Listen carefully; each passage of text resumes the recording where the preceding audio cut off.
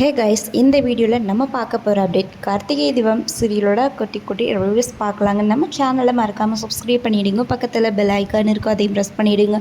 வாங்க வீடியோக்குள்ளார போகலாம்.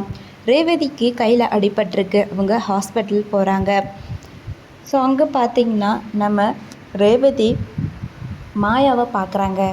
மாயா அங்கே ஹாஸ்பிட்டல் வந்தது ரேவதிக்கு ரொம்பவே ஷாக்கிங்காக இருக்குது. இப்போது இங்கே எதுக்காக வந்த அப்படின்னு சொல்லிட்டு ரொம்பவே கோபப்படுறாங்க. இங்கே பாரு, என் மகேஷை என்கிட்ட ஒப்படைச்சிரு.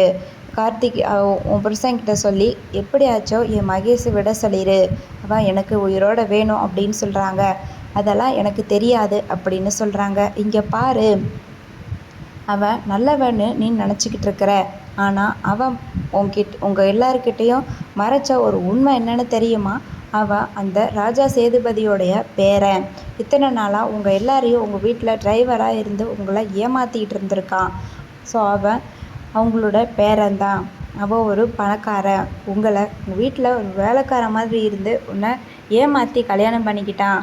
இந்த உண்மை, இதுதான் உண்மை. நீ அதை நம்பினாலும் சரி நம்பலாட்டியும் சரி, இது அவன் போட்டுட்ருக்கிற ட்ராமா அப்படிங்கிற மாதிரி ரேவதிக்கிட்ட மாயா எல்லா உண்மையுமே வந்து சொல்லிடுறாங்க. இதை நம்ம ரேவதி நம்புவாங்களா அப்படிங்கிறது தெரியலை. ஆனால் நம்ம கார்த்திக் பார்த்திங்கன்னா ரேவதிக்கிட்ட ரொம்பவே பாசமாக நடந்துக்க ஆரம்பிச்சிட்டாங்க. இன்னொரு பக்கம் ரேவதியும் பார்த்திங்கன்னா கார்த்திக்கை புரிஞ்சுக்கிட்டு அவங்க கூட சேர்ந்து வாழ ஆரம்பிக்கலாம் அப்படிங்கிற மாதிரி தான் முடிவெடுத்திருக்காங்க. இன்னொரு பக்கம் ரேவதிக்கு கையில் அடிபட்டிருக்கிறதுனால கார்த்தியை வந்து ரேவதிக்கு சாப்பாடெலாம் ஊட்டி விடுறாங்க. இது ரேவதிக்கு ரொம்பவே சந்தோஷமாக இருக்குதுங்க. இன்னொரு பக்கம் நம்ம யாருமே எதிர்பார்க்காத ஒரு டெஸ்ட்டுன்னே சொல்லலாங்க.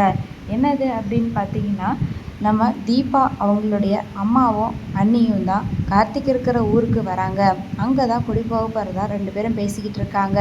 அதுக்கப்புறம் அதே ஊரில் இருந்தால் தீபா நினப்பாகவே இருக்குன்னு தான் இங்கே வந்தோம். கண்டிப்பாக மாப்பிள்ளைக்கு வேறொரு வாழ்க்கை அமைச்சு அவங்க சந்தோஷமாக இருக்கணும் அப்படிங்கிற மாதிரி தான் சொல்கிறாங்க. கண்டிப்பாக மாறி இருக்கும் அத்தை அப்படின்னு சொல்கிறாங்க. அது அப்படி ஒரு நிலைமை வந்து என் மாப்பிள்ளை இருந்தார் அப்படின்னா ரொம்பவே சந்தோஷந்தான். அதாவது வேற ஒரு கல்யாணம் பண்ணியிருந்தா ரொம்ப சந்தோஷந்தான் அப்படின்னு சொல்லி அவங்க ஃபீல் பண்ணுறாங்க.